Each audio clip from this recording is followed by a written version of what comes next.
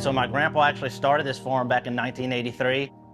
One day a biologist from Wildlife and Fisheries approached him and like, hey, we want to try this new experimental thing called alligator farming. Are you interested? He's like, yeah.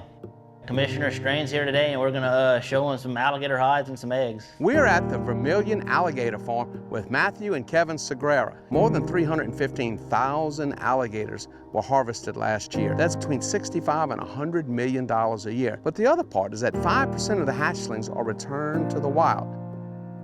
So we have a stable population of alligators, which means we have a stable marsh, a stable ecosystem. The American alligator species was actually on the brink of extinction back in the 60s and 70s. Eventually they put a moratorium on all alligator hunting. So they were like, what can we do? Well, they found out that you can take the eggs from the marsh, incubate them, hatch them on a farm at a much higher successful hatch rate, and then raise them, release them back into the wild. The tanneries and all that, they supported it very, they wanted to see this work. It was able to bring the species back, and then they also made money selling the other 83%.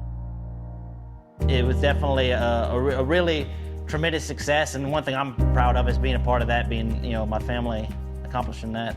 Matthew and my younger son Jacob have been involved, and some other nephews, so it's good to see that third generation getting involved. They're into it. There's certain things we're looking for, scale patterns and navel scars as we call them. This one's got a little scar up here, and you can see, most of us would think, how is that an issue? It's barely anything, but those buyers are very strict and they want those When they buy that purse, they want it perfect. Even though after that, anything can happen.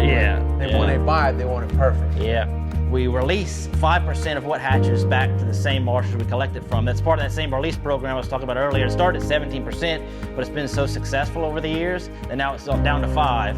And I've heard people say that it could be 0 for a few years and wouldn't hurt, but we like keeping that program because it's sustaining the resource and contributing back to the same marsh that we collected from. This is a continuously renewable natural resource, a business that has been here more than 40 years. The alligators are good for the marsh. We help this species. Overall, it's a positive impact, and wow, that's really cool. So we have more than 600,000 acres of active aquaculture, and alligator farming is a big part of that.